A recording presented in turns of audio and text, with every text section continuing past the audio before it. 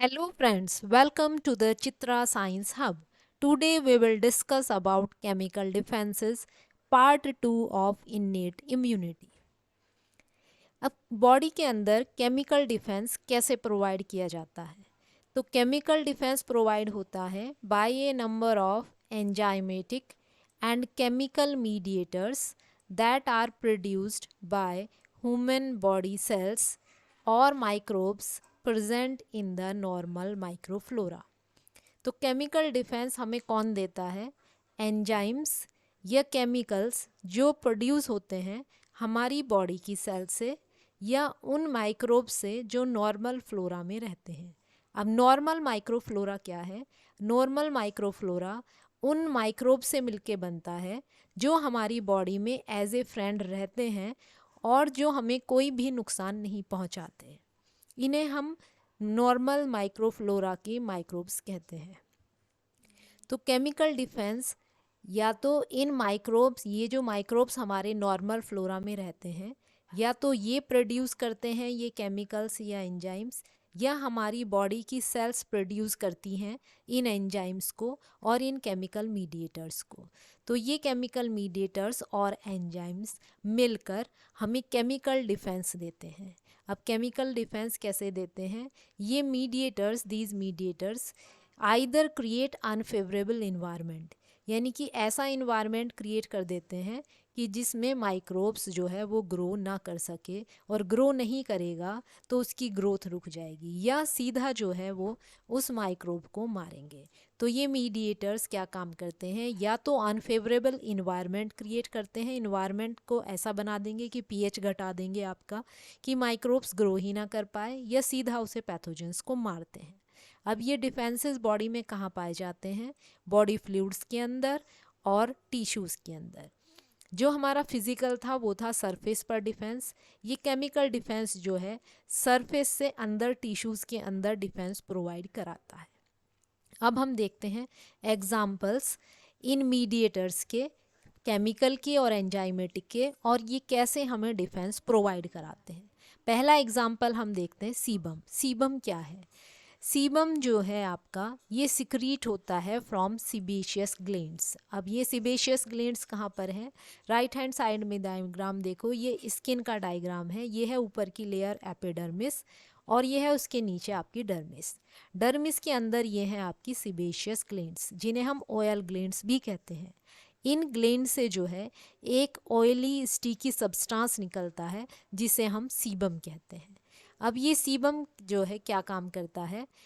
ये सीबम आपकी सरफेस पर एक प्रोटेक्टिव लेयर बना देता है जिससे कि माइक्रोब्स जो हैं वो अंदर एंटर ना कर सकें, इन हेयर फॉलिकल्स के अंदर जो है वो माइक्रोब्स ना जा सकें। तो इस तरह से ये जो सीबम है ये एक प्रोटेक्टिव फिल्म बनाता है और प्रिवेंट करता है, रोकता है माइक्रोब्स का इन्वेजन, कि माइक्रोब्स अंदर ना आ सके। Invasion of microbes by the from the surface to the tissues. इस तरह से सीबम जो है एज ए केमिकल बैरियर काम करता है। अब सेकंड नंबर पे आता है एसिडिक पीएच, यानी कि पीएच घटा के किस तरह से माइक्रोब्स की ग्रोथ रोकी जाती है। अब बॉडी के सबसे पहले देखते हैं बॉडी के किन पार्ट्स में एसिडिक पीएच पाया जाता है। सबसे पहले आपका स्किन। स्किन का जो पीएच होता है वो अराउंड 5 to 6 होता है, जो आपका स्लाइटली एसिडिक है। न्यूट्रल पीएच होता है 7, 7 से नीचे जो पीएच होता है वो एसिडिक होता है। तो 5 to 6 पीएच होता है स्किन का। अब ये 5 to 6 पीएच क्यों होता है? Due to fatty acids. ये फैटी एसिड्स कहाँ से आती हैं स्किन पर? जो सीबेशियस ग्लैंड्स आपका सीबम रिलीज करती हैं, उस सीबम्स को जो हमारी स्किन में स्किन के सरफेस पर जो बैक्टीरिया रहते हैं, जैसे कि मेजर बैक्टीरिया है उनमें प्रोपियोनी बैक्टीरियम एक्नी, जिसकी वजह से आपके दाने होते हैं यंग एज में। तो प्रोपियोनी बैक्टीरियम एक्नी जो है वो क्या काम करेगा? इस सीबम को डिग्रेड करेगा। सीबम क्या है? ऑयल है। इसे तोड़ेगा और तोड़ के क्या बनाएगा? Fatty acids. ये फैटी एसिड्स जो हैं वो पीएच को आपका कम करेंगी। दूसरा आपके एसिड्स कहाँ से बनती हैं, जो हमारे नॉर्मल फ्लोरा में दूसरा डोमिनेंट बैक्टीरिया है वो है स्टेफाइलोकोकाई। ये स्टेफाइलोकोकाई जो है वो प्रोड्यूस करता है ऑर्गेनिक एसिड्स। इनऑर्गेनिक की वजह से आपका जो पीएच है वो घट जाता है। पीएच कम होने की वजह से जो आपके पैथोजेंस हैं जो स्किन पे ग्रो कर सकते थे, अब उनके लिए अनफेवरेबल इन्वायरमेंट हो गया, तो वो ग्रो नहीं कर पाएंगे। जैसे कि बैक्टीरिया है, उसे ग्रोथ के लिए ऑप्टिमम पीएच 7 चाहिए, 7 से कम होते ही उसकी ग्रोथ के लिए फेवरेबल इन्वायरमेंट नहीं रहेगा, अनफेवरेबल इन्वायरमेंट हो जाएगा, तो वो ग्रो नहीं कर पाएगा। तो स्किन का क्या है, स्लाइडली एसिडिक पीएच होता है due to fatty acids and organic acids that are produced by the bacteria present on the skin, and due to this pH unfavorable environment is created for the growth of microorganism। अब skin के बाद आते हैं years. कानों में आपको पता है ईयर वैक्स होता है। ईयर वैक्स एक तो प्रोटेक्टिव फिल्म बनाता है और दूसरा इसका जो पीएच है वो कम होता है 3 to 5 due to presence of fatty acid. इसके अंदर भी फैटी एसिड्स होती हैं जिसकी वजह से कम पीएच होता है, और कम पीएच होने की वजह से यहाँ पर पैथोजेंस ग्रो नहीं कर पाते। अब तीसरी जगह जहाँ पर आपका एसिडिक पीएच होता है वो होता है स्टमक। स्टमक के अंदर जो आपका गैस्ट्रिक जूस है उसका पीएच हाईली एसिडिक होता है, जो पीएच है 1 to 3, 1 से लेकर 3 तक। ये ज़्यादातर माइक्रोब्स को मार देता है। साथ ही जो है ये क्या काम करता है, ये जो एसिडिक पीएच है ये प्रोटीन्स को डीनेचर कर देता है, तो इस तरह से भी ये माइक्रोब्स को मारता है। उसके बाद आता है आपका यूरिनरी ट्रैक। यूरिनरी ट्रैक में आपका क्या है, जो यूरिन है, यूरिन का पीएच भी एसिडिक होता है, उसका होता है पीएच 6। एसिडिक पीएच होने की वजह से यूरिनरी ट्रैक में आपके पैथोजेंस जो है वो ग्रो नहीं कर पाते। लास्ट आपका आता है वेजाइना। फीमेल रिप्रोडक्टिव सिस्टम में जो वेजाइना की बाहर की लेयर है, एपिथेलियल सेल्स हैं, वो प्रोड्यूस करती हैं ग्लाइकोजन। ग्लाइकोजन क्या है, ये ग्लूकोज का एक पॉलीमर है। इस ग्लाइकोजन को वहाँ नॉर्मल रहने वाला बैक्टीरिया है लैक्टोबैसिलस एसिडोफिलस, ये नॉर्मल माइक्रोफ्लोरा का बैक्टीरिया है। ये इस ग्लाइकोजन को ब्रेक डाउन करके क्या बनाता है, लैक्टिक एसिड। लैक्टिक एसिड की वजह से वहाँ पर जो पीएच है वो आपका घट जाता है, तो वहाँ पर पीएच होता है 3 to 5। तो इस लो पीएच में जो है वहाँ पर जो आपका माइक्रोब्स हैं वो ग्रो नहीं कर पाते। जैसे कि ये जो आपका हमने लिखा है, this is unfavourable to transient microbiota. Transient का मतलब टेम्परेरीली जो वहाँ पर माइक्रोब्स आ गए हैं वो वहाँ पर ग्रो नहीं कर सकते। दूसरा, अपॉर्चुनिस्टिक पैथोजन भी ग्रो नहीं कर सकते। अपॉर्चुनिस्टिक पैथोजन्स वो होते हैं जो हमारी बॉडी के अंदर नॉर्मली रहते हैं और हमें हार्म नहीं करते, लेकिन जब हमारी बॉडी वीक हो जाती है और इन्हें चांस मिलता है तो ये डिजीज़ कॉज कर देते हैं। जैसे कि हमारा वेजाइना में ज़्यादातर जो है फंगल इन्फेक्शंस कैंडिडा से होते हैं, और ये कैंडिडा क्या है, अपॉर्चुनिस्टिक पैथोजन है। तो वेजाइना के अंदर आपका लो पीएच इस तरह से केमिकल डिफेंस का काम करता है। नेक्स्ट है आपका अगला जो आपका मीडिएटर है, केमिकल मीडिएटर, वो है आयरन स्क्वेंजर्स। आयरन स्क्वेंजर्स क्या हैं, ये प्रोटीन्स हैं जो आयरन को बाइंड कर लेते हैं और उसे सिक्विस्टर कर लेते हैं। सिक्विस्टर का मतलब छुपा के अपने पास रख लेते हैं, और पैथोजन को क्योंकि ग्रोथ के लिए आयरन की ज़रूरत होती है तो ये आयरन उन्हें अवेलेबल नहीं होता। तो अवेलेबिलिटी जो आयरन की है वो घट जाती है टू द पैथोजन, और उसकी ग्रोथ जो है वो रुक जाती है। एग्जाम्पल्स देखें हम आयरन स्केवेंजर्स कहाँ कहाँ पर पाए जाते हैं, तो टीयर्स के अंदर जो आयरन स्केवेंजर है उसको हम कहते हैं लिपोकैलिन, और म्यूकस के अंदर जो आपका आयरन स्केवेंजर है उसे हम कहते हैं लैक्टोफेरिन। ये आयरन स्केवेंजर्स आयरन को सिक्वेस्टर कर लेते हैं जिससे कि पैथोजन को अवेलेबल नहीं होता और पैथोजन्स की ग्रोथ जो है वो रुक जाती है। नेक्स्ट मीडिएटर है आपका एंजाइमेटिक मीडिएटर लाइसोजाइम। अब लाइसोजाइम क्या है, लाइसोजाइम एक एंजाइम है जो बैक्टीरियल सेल का लाइसिस करता है। बैक्टीरियल सेल का लाइसिस कैसे करता है, ये एक बॉन्ड तोड़ता है, जो bond N acetyl muramic acid, जिसे शॉर्ट में हम NAM कहते हैं, एंड एन एसिटाइल ग्लूकासामीन, इसे हम शॉर्ट में NAG नाग कहते हैं। तो नाम और नाग के बीच का जो बॉन्ड है उस बॉन्ड को ये एंजाइम तोड़ता है। अब ये बॉन्ड कहाँ प्रेजेंट होता है, ये बॉन्ड जो है पेप्टिडोग्लाइकन के अंदर प्रेजेंट होता है। पेप्टिडोग्लाइकन क्या है, बैक्टीरियल सेल वॉल का एक कंपोनेंट है, एक पार्ट है। जो बैक्टीरिया की सेल वॉल है वो इस पेप्टिडोग्लाइकन की बनी हुई होती है। और पेप्टिडोग्लाइकन के लिए अंदर दो जो कंपोनेंट्स हैं वो हैं नाग और नाम। राइट हैंड साइड में आप डायग्राम देखो, ये जो ब्लू ब्लू से बॉक्स हैं ये नाग और नाम है, और इनके बीच की जो ये लिंकेज है, इस लिंकेज पर आपका लाइसोजाइम एक्ट करता है और इस लिंकेज को तोड़ देता है। टूटने की वजह से क्या है, आपकी सेल वॉल डैमेज हो गई, तो सेल लाइसिस से बैक्टीरिया आपका डिस्ट्रॉय हो जाता है। नेक्स्ट लाइन हम देखें कि लाइसोजाइम जो है वो ज़्यादा इफेक्टिव होता है against gram positive bacteria comparative to gram negative bacteria. Gram positive bacteria का आप स्ट्रक्चर देखो तो यहाँ पर पेप्टिडोग्लाइकन की लेयर थिक है और ये अंदर मेम्ब्रेन है। ग्राम नेगेटिव का स्ट्रक्चर अगर आप देखो तो ये अंदर साइटोप्लाज्मिक मेम्ब्रेन और यहाँ पर पेप्टिडोग्लाइकन की लेयर बहुत थिन है, और साथ में इसके बाहर एक कवरिंग है जिसे हम आउटर मेम्ब्रेन कहते हैं। तो इस आउटर मेम्ब्रेन की वजह से यहाँ पर लाइसोजाइम इजीली अंदर तक एक्सेस नहीं कर पाता। साथ में क्या है, पेप्टिडोग्लाइकन की लेयर बहुत पतली है, तो इसलिए जो है अगर ये इसे डैमेज भी करेगा आपका लेयर्स को, तो बहुत पतली लेयर है। मेजर कंट्रीब्यूशन आउटर मेम्ब्रेन का है। तो ग्राम पॉजिटिव में तो क्योंकि सारी ही पेप्टिडोग्लाइकन की बनी हुई है, तो अगर हम इसे तोड़ देंगे तो सेल वॉल पूरी टूट जाती है। जबकि ग्राम नेगेटिव में क्या है, एक बाहर आउटर मेम्ब्रेन है जो इस पेप्टिडोग्लाइकन को प्रोटेक्ट कर रही है, साथ में ये लेयर बहुत पतली है। इसलिए लाइसोजाइम का ट्रीटमेंट जो है वो ज़्यादा इफेक्टिव ग्राम पॉजिटिव बैक्टीरिया पे होता है, ग्राम नेगेटिव बैक्टीरिया पे कम होता है। तो ये ज़्यादा लाइसिस करेगा ग्राम पॉजिटिव बैक्टीरिया का। अब ये एंजाइम कहाँ कहाँ प्रेजेंट होता है, ये एंजाइम टीयर्स में होता है, आपके माउथ में होता है जहाँ सलाइवा होता है, म्यूकस में होगा, स्वेट में होगा जो स्वेट ग्लैंड से निकलता है स्किन पर, और हमारी इंटेस्टाइन के अंदर स्पेशलाइज सेल्स होती हैं जिन्हें हम पेनिथ सेल्स कहते हैं।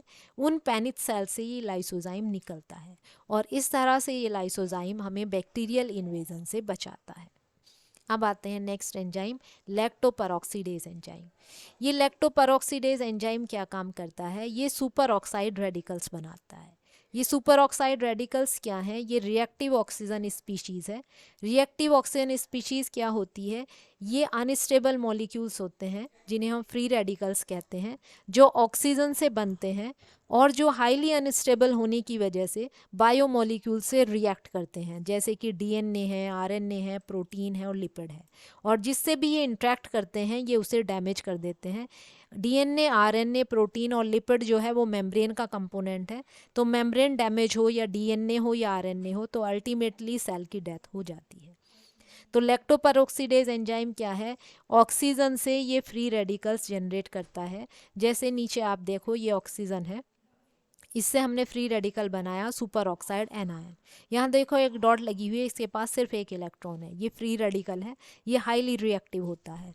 तो सुपर ऑक्साइड रेडिकल्स ये जनरेट किए जाते हैं बॉडी के अंदर, और ये आपके जनरेट कहाँ पर होते हैं, ये सलाइवा के अंदर प्रेजेंट होते हैं और म्यूकस के अंदर। सलाइवा और म्यूकस के अंदर लैक्टोपेरोक्सीडेज एंजाइम जो है वो इनका प्रोडक्शन करता है, और इनका प्रोडक्शन करके ये सुपर ऑक्साइड रेडिकल्स क्या करते हैं, माइक्रोब्स की जो सेल है उसकी डेथ करते हैं। कैसे, माइक्रोब्स के डीएनए से इंट्रैक्ट करेंगे, माइक्रोब्स के आरएनए से करेंगे, प्रोटीन से करेंगे या मेम्ब्रेन लिपिड से करेंगे, और अल्टीमेटली क्या होगा, माइक्रोब्स की डेथ हो जाएगी।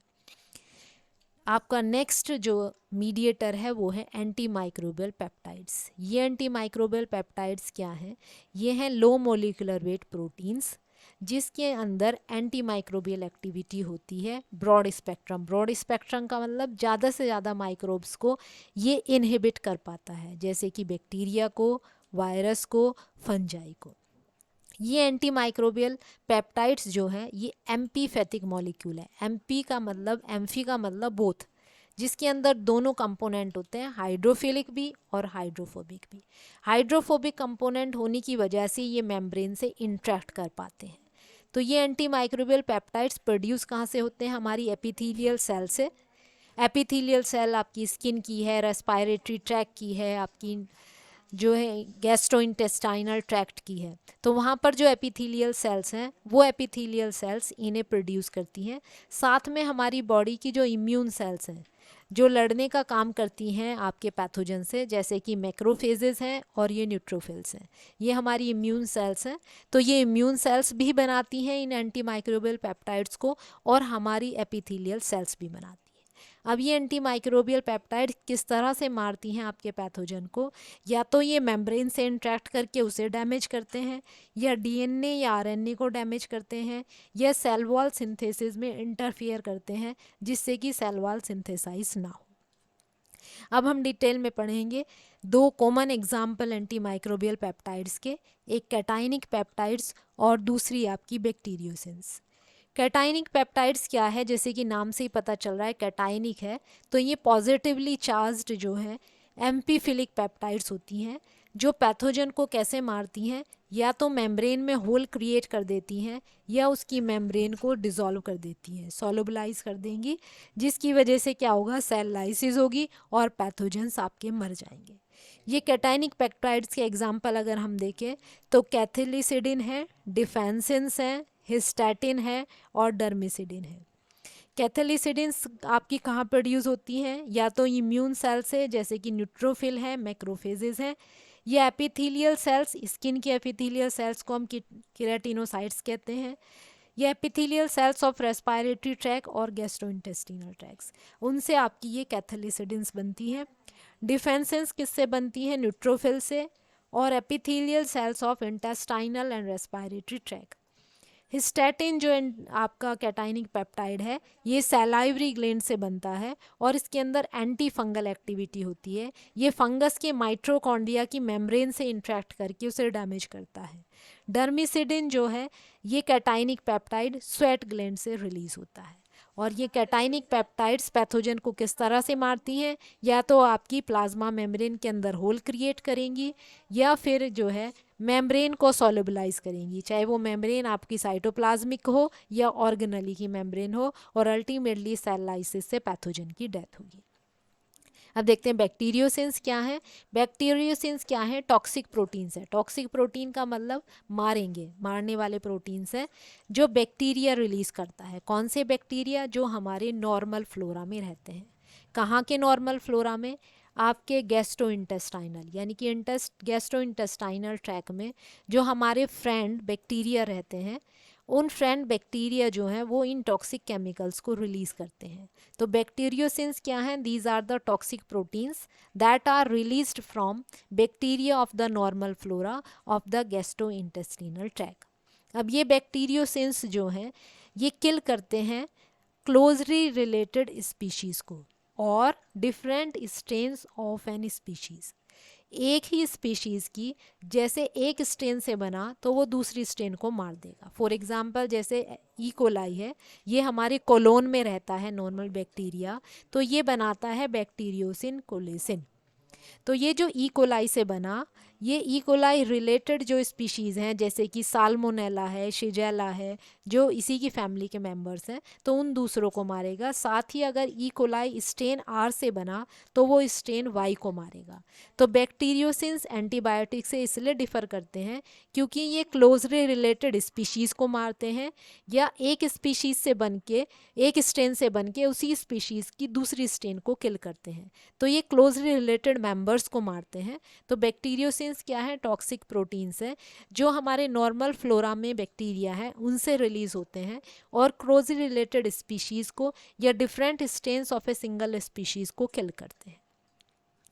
अब आता है next acute phase proteins. Acute phase proteins क्या है?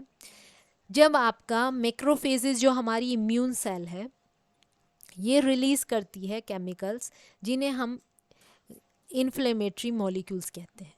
ये इन्फ्लेमेटरी मॉलिक्यूल्स इसलिए कहा जाता है क्योंकि ये इन्फ्लेमेशन को इंड्यूस करते हैं। तो मैक्रोफेजेस जो हैं वो कुछ केमिकल्स रिलीज़ करते हैं जो स्टिमुलेट करेंगे लीवर को कि वो इन एक्यूट फेज प्रोटीन्स को बनाए। तो एक्यूट फेज प्रोटीन्स जो है किससे बनेगा? लीवर से, in response with the molecules, chemical molecules जिन्हें हम इन्फ्लेमेटरी मॉलिक्यूल्स कहेंगे, जो मैक्रोफेज रिलीज़ करेगी। यानी कि मैक्रोफेज रिलीज़ करेगी केमिकल्स, और वो केमिकल्स जो है लीवर पे एक्ट करेंगे और लीवर बनाएगा प्रोटीन्स, जिन्हें हम कहेंगे एक्यूट फेज प्रोटीन्स। अब ये एक्यूट फेज प्रोटीन्स जो हैं हमें डिफेंस कैसे देते हैं, एग्जाम्पल देखते हैं। पहला है सी रिएक्टिव प्रोटीन, जिसे हम शॉर्ट में CRP कहते हैं। ये प्रोटीन बनने के बाद क्या है, बैक्टीरिया की जो सेल है उसे पूरी को कवर कर लेगा। कवर करने के बाद क्या है, फेगोसिटिक सेल आएगी, सीधा पहचानेगी कि ये आपका पैथोजन है और उसे एनगल्फ कर देगी, एनगल्फ करके मार देगी, जिसे हम फेगोसाइटोसिस कहते हैं। तो CRP यहाँ पर क्या करता है, पैथोजन को तैयार कर रहा है फेगोसाइटोसिस के लिए। इस फिनोमिनन को हम ऑप्सोनाइजेशन कहते हैं, इस प्रोसेस को, जिसमें जो है आपके ये एक्यूट फेज प्रोटीन्स जो हैं पैथोजन को तैयार करते हैं फेगोसाइटोसिस के लिए। और एग्जाम्पल्स हैं एक्यूट फेज प्रोटीन के, फेरेटिन और ट्रांसफेरिन। ये क्या है, आयरन स्कैवेंजर्स हैं। जैसे कि हमने पहले पढ़ा, इनका काम क्या है, आयरन को इस सिक्विस्टर करके अपने पास रख लेना, जिससे कि वो पैथोजन को ग्रोथ के लिए अवेलेबल ना हो। और नेक्स्ट एग्जाम्पल है इसमें फिब्रोनिजन। फिब्रोनिजन क्या काम करता है, ब्लड क्लोटिंग के अंदर ब्लड क्लोटिंग इंड्यूस कराता है, जिससे कि ब्लड क्लोट बन जाए। लास्ट है आपका मैनोज बाइंडिंग प्रोटीन। ये क्या काम करता है, एक आपका प्रोटीन है सीरम के अंदर, जिसे हम कॉम्प्लीमेंट कहते हैं। ये कॉम्प्लीमेंट क्या है, बहुत सारे प्रोटीन का एक ग्रुप है। ये कैस्केड की तरह काम करता है, यानी कि पहले एक एक्टिव होगा, फिर दूसरे को एक्टिव करेगा, फिर वो तीसरे को एक्टिव करेगा, और अल्टीमेटली क्या है आता है, मेम्ब्रेन अटैक कॉम्प्लेक्स बनता है और ये पैथोजन को मार देता है। तो इस कैस्केड को पूरे को जो एक्टिव करने का काम करता है, वो ये मैनोज बाइंडिंग प्रोटीन्स करते हैं। ये मैनोज बाइंडिंग प्रोटीन्स पैथोजन की सरफेस पे बाइंड हो जाएंगे और उसके बाद कॉम्प्लीमेंट कैस्केड को एक्टिव करते हैं। इस तरह से एक्यूट फेज प्रोटीन्स जो है वो केमिकल डिफेंस प्रोवाइड करते हैं। अब आते हैं इंटरफेरोन्स। इंटरफेरोन्स क्या हैं, ये आपके ग्लाइकोप्रोटीन्स हैं जो हमारी सेल्स प्रोड्यूस करती हैं जब उन सेल्स में वायरस का इन्फेक्शन हो जाता है। तो वायरस का इन्फेक्शन होने की वजह से हमारी सेल्स ग्लाइकोप्रोटीन रिलीज करती हैं, जिन्हें हम इंटरफेरॉन्स कहते हैं। अब ये ग्लाइकोप्रोटीन्स क्या काम करते हैं, ये ग्लाइकोप्रोटीन्स जो है वायरस के रेप्लिकेशन को रोकते हैं। वायरस के रेप्लिकेशन को कैसे रोकते हैं, या तो ये जो है mRNA का प्रोडक्शन जो है उसे रोक देते हैं, या जो RNA बना, भाई DNA से RNA बनेगा, RNA से प्रोटीन बनेगा, प्रोटीन बनने के बाद ये अपना साइकिल चलाता है। तो या तो हम mRNA का प्रोडक्शन रोक दें, या mRNA को ही डिस्ट्रॉय कर दें कि उससे प्रोटीन सी ना बने, या प्रोटीन सिंथेसिस का जो प्रोसेस है उस प्रोसेस को किसी तरह से रोक दें। इस तरह से हम क्या करते हैं, वायरस का रेप्लिकेशन, उसकी ग्रोथ रोकते हैं। तो वायरस जो है वो नियर बाय सेल्स में फैल नहीं पाता। एक चीज़ और, ये जो इंटरफेरॉन्स हैं जिस सेल से बनते हैं उस सेल को वायरस इन्फेक्शन से नहीं बचाते, बल्कि उसकी जो नियर बाय सेल्स है, उससे लगी हुई जो पड़ोसी सेल्स है, उस सेल्स के अंदर ये जो है कुछ ऐसे एंजाइम्स बनाते हैं जो हेल्प करते हैं या तो mRNA प्रोडक्शन में, मतलब mRNA डिस्ट्रक्शन में। अब ये जो mRNA ये वायरस का है। एक सेल के अंदर इंटरफेरॉन बना, नियर बाई सेल की सरफेस पर वो इंटरफेरॉन बाइंड होगा, बाइंड होने के बाद उस सेल को स्टिमुलेट करेगा कि वो ऐसे एंजाइम्स बनाए जिसकी हेल्प से वो वायरस का रेप्लिकेशन ना होने दे, या तो उसके जीनोम को डैमेज करे, या उसके मैसेंजर RNA को डैमेज करे, या उसका प्रोटीन सिंथेसिस रोके, जिससे कि वायरस उस सेल के अंदर मल्टीप्लाई ही ना कर सके। इस तरह से इंटरफेरोन्स जो हैं वायरल इन्फेक्शन को फैलने से रोकते हैं। अब लास्ट हम देखते हैं कॉम्प्लीमेंट। कॉम्प्लीमेंट क्या है, ये हमारे प्लाज्मा के अंदर प्रेजेंट होते हैं प्रोटीन्स, ग्रुप ऑफ प्रोटीन्स हैं कॉम्प्लीमेंट, जो हमें पैथोजन से कैसे रोकते हैं। ये कॉम्प्लीमेंट एक्टिव होते हैं। एक्टिव होने के बाद हर प्रोटीन 2 फ्रेगमेंट्स में टूटता है। एक फ्रेगमेंट जो है वो मेम्ब्रेन अटैक कॉम्प्लेक्स बनाता है, और दूसरा फ्रेगमेंट क्या है, या तो ऑप्सोनाइजेशन करेगा, या कीमोटैक्सिस करेगा, या और ब्लड जो सेल्स हैं इम्यून सेल्स उन्हें एक्टिव करता है। ये कैस्केड की तरह काम करता है। पहले वन कंपोनेंट एक्टिव होगा, फिर दूसरा करेगा, फिर तीसरा करेगा, और अल्टीमेटली लास्ट में क्या काम करते हैं, ये मेम्ब्रेन अटैक कॉम्प्लेक्स बनाते हैं। मेम्ब्रेन अटैक कॉम्प्लेक्स क्या है, मेम्ब्रेन के अंदर इंसर्ट होके ये एक पोर बना देते हैं। उस पोर की वजह से मेम्ब्रेन की परमेबिलिटी ख़त्म हो जाती है और वो सेल जो है लाइसिस से मरती है।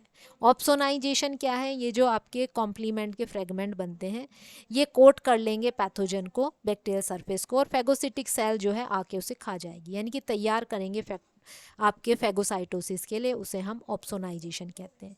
कीमोटैक्सिस क्या है, ये सेल्स का मूवमेंट है इन रेस्पॉन्स टू केमिकल्स, यानी कि ये रिक्रूट करके लाएंगे, जहाँ पर भी आपका पैथोजन होगा वहाँ और इम्यून सेल्स को लेकर आएंगे। तीसरा क्या करते हैं, ल्यूकोसाइट्स को एक्टिवेट करते हैं, जैसे कि आपका मैक्रोफेज है, फेगोसिटिक सेल्स हैं, और सेल्स को एक्टिवेट करते हैं जिससे कि वो एक्टिवेट हों और पैथोजन को एनगल्फ करके मार दें।